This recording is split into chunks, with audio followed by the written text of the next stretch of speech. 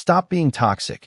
Checking my phone is abuse, she screamed after I saw texts from her ex saying, last night was amazing.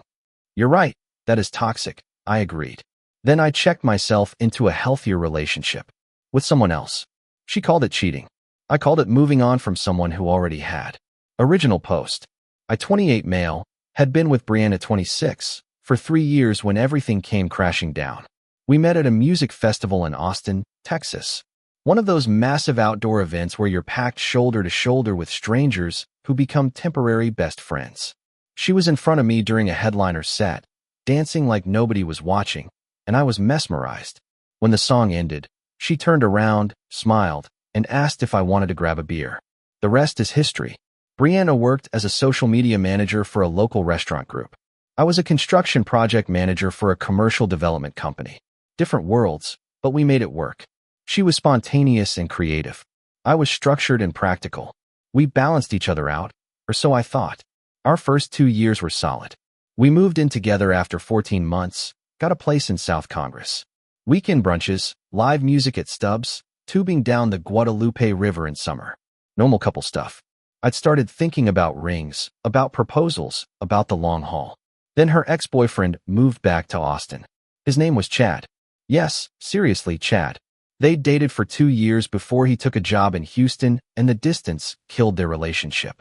According to Brianna, the breakup was mutual and drama-free. Just two people whose lives went in different directions. When Chad moved back for a job at Dell, Brianna mentioned it casually over tacos one night. Funny thing, Chad's moving back to Austin. Saw it on his Instagram. Okay, I said, not thinking much of it. We should all hang out sometime. I think you two would get along. Red flag number 1 that I completely ignored. They started texting. Just casual stuff at first, or so she said. How's Austin treating you? Kind of messages. Then the texting increased. I'd hear her phone buzz constantly during dinner, during movies, in bed before sleep. Always Chad. What's he saying? I'd ask. Oh, just funny stuff about his new job. He's having a hard time adjusting. Then came the hangouts. Coffee to catch up. Lunch, because they were both downtown. After work drinks because his co-workers bailed and he didn't want to drink alone. I tried to be the cool boyfriend. The secure guy who doesn't get jealous of his girlfriend's ex. But there's a difference between being secure and being blind. The shift happened around month 2 of Chad being back. Brianna started being protective of her phone. She'd always leave it face down. If I walked into a room while she was texting, she'd quickly switch apps. When I'd ask who she was talking to, she'd get defensive. Why do you need to know? I don't need to know. I'm just making conversation. It feels like you're interrogating me. I wasn't. But her reaction made me wonder what she was hiding. Things got worse. She started going out more without me. Girls' night 3 times a week. Except her best friend Qley texted me one night asking if Brianna wanted to join them for girls' night, which told me Brianna's girls' nights weren't with the girls. I confronted her. Qley texted asking if you wanted to join girls' night. I thought you were already at girls' night. She didn't even flinch. Different friend group. Qley's not in that circle. What circle? God, why are you interrogating me? Can I not have my own friends? You can have friends. I'm just noticing you're never around anymore. Maybe I need space. We've been living together for 2 years. It's healthy to have separate lives. Separate lives. Like we were roommates, not partners. The breaking point came on a Wednesday night. Brianna said she was working late, had a big campaign launch the next day, and needed to finalize content. Made sense. She'd worked late before. Except at 10 p.m., I realized she'd left her iPad at home. The one that's synced to her phone. The one that was sitting on the coffee table, lighting up with notifications. I wasn't trying to snoop. But when you see your girlfriend's name pop up with a text from C saying, "Can't wait to see you," you pay attention. I opened the iPad. Her messages synced automatically. And there it was. Months of conversations with Chad. Texts about missing each other. About how hard it was when he left for Houston. About whether they'd made a mistake breaking up. Texts with heart emojis. Inside jokes. And most damning, texts from earlier that evening. Chad, tonight was perfect. Just like old times. Brianna, I know. I forgot how easy it is with you. Chad, think he suspects anything? Brianna, no, he's clueless. Thinks I'm working late, lol. I sat there, iPad in hand, reading through months of lies. The working late nights that were dinners with Chad. The girls' nights that were just her and him at bars. The lunch meetings that were afternoon make-out sessions in his car based on the texts I was reading. I felt sick. Physically sick. But I also felt angry. Not the screaming, throwing things kind of angry. The cold, calculated kind. I took screenshots. Sent them to myself. Then I put the iPad back exactly where I'd found it. When Brianna got home around 11:30, I was sitting on the couch watching TV. "Hey babe," she said, kissing my forehead. "Campaign stuff took forever. How'd it go?" "Good. Exhausting, but good." I watched her lie to my face with zero hesitation. That's when I knew it was over. Not because of Chad. Because of how easy the lying came to her. I didn't say anything that night. Just went to bed. Didn't sleep, but went through the motions. The next morning, I called in sick to work. After Brianna left for her actual job, I started making calls. First to my buddy Marcus, who's a real estate agent. Told him I needed to find a new place, fast. He said he'd send me listings. Then I called my other friend Steve, who worked at Brianna's company. Not in her department, but same building. "Steve, random question. Did Brianna's team have a big campaign launch today?" No. Pretty quiet day, actually." "What? Just curious." "Thanks." So she'd lied about working late. Shocker. I spent the day apartment hunting online, looking at my finances, planning my exit. I wasn't going to do the big confrontation. Wasn't going to give her the chance to gaslight me or cry her way out of it. I was just going to leave. That night, Brianna got home around 7 p.m. Normal time. She seemed happy, energetic. Probably because she'd seen Chad during her lunch break based on the texts I'd been monitoring on the synced iPad. "Let's order pizza and watch something," she suggested. "Sure." We ordered. Started a movie. Her phone kept buzzing. She kept checking it, smiling at the screen. "Who's that?" I asked casually. "Just work stuff." At 8 p.m., social media never sleeps. She laughed. I picked up her phone from the coffee table where she'd set it face down. She lunged for it. "What are you doing?" "Just looking." "That's my phone. Give it back." "Why? What are you hiding?" "I'm not hiding anything. It's about privacy. Respect." I opened it. She'd forgotten to lock it after her last check. The messages with Chad were right there. "Chad, last night was amazing. Can't stop thinking about you."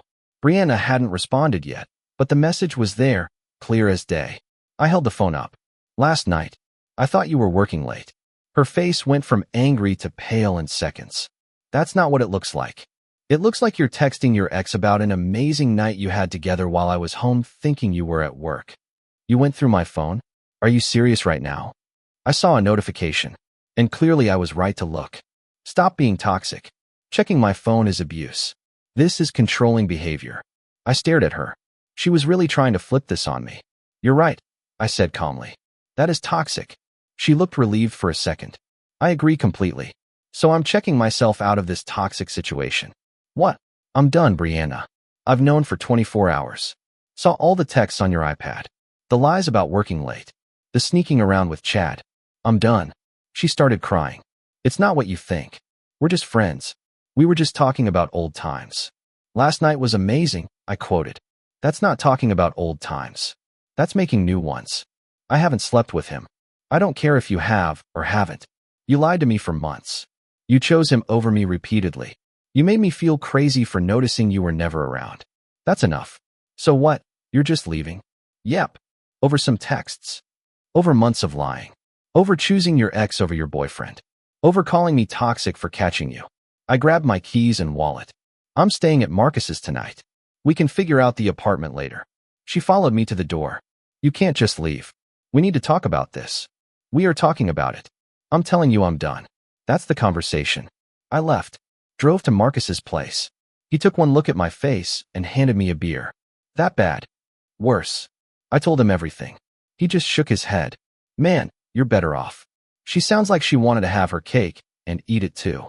Yeah, well, she can choke on it now. Over the next week, I found an apartment. 1 bedroom in East Austin, closer to my work, good price. Marcus helped me move my stuff out while Brianna was at work. I left her a note with my half of the next month's rent and a forwarding address for anything that came in the mail. The note said, "I'm out. You can have the place or find someone else to split it with. Maybe Chad. Good luck." She called 16 times that day. I didn't answer. Then came the texts. "Brianna, we need to talk. Brianna, you can't just leave without discussing this. Brianna." I deserve a chance to explain. Brianna, this is so immature. I didn't respond to any of them. Then, a week after I moved out, I ran into someone. Literally ran into her. I was at a coffee shop near my new place, walking to the counter, not paying attention, and bumped into a woman carrying 2 coffees. Oh God, I'm so sorry, I said, helping her steady the cups. No worries, you saved them. Nice reflexes. Her name was Diana. She worked from home as a graphic novelist, and this coffee shop was her regular spot. We got to talking, exchanged numbers, and agreed to meet up for actual coffee sometime. I wasn't looking for anything. Genuinely wasn't ready to date. But Diana was easy to talk to. Funny. Direct. We started having coffee every few days. Then coffee became lunch. Then lunch became dinner. 3 weeks after I'd left Brianna, Diana and I went on an actual date. Dinner at a sushi place, then drinks at a rooftop bar. It felt good. Natural. No games. No lies. No checking her phone every 5 seconds. At the end of the night, I kissed her. She kissed me back. And for the first time in months, I felt like I was exactly where I was supposed to be. The next morning, my phone exploded. Brianna had found out. I don't know how. Mutual friends, social media, the Austin grapevine. But she knew. Brianna, are you seriously dating someone already? Brianna, we've been broken up for 3 weeks. Brianna, you cheated on me. Brianna, I can't believe you moved on this fast. Brianna, you're disgusting. I responded to one message. Me? I didn't cheat on you. I left you, then started seeing someone else. That's called moving on. You were sleeping with your ex while we were together. That's called cheating. Don't confuse the two. She called immediately. I answered this time. You don't get to do this, she said, crying. You don't get to leave and just move on like I meant nothing. You made yourself mean nothing when you chose Chad over me for months. I made a mistake.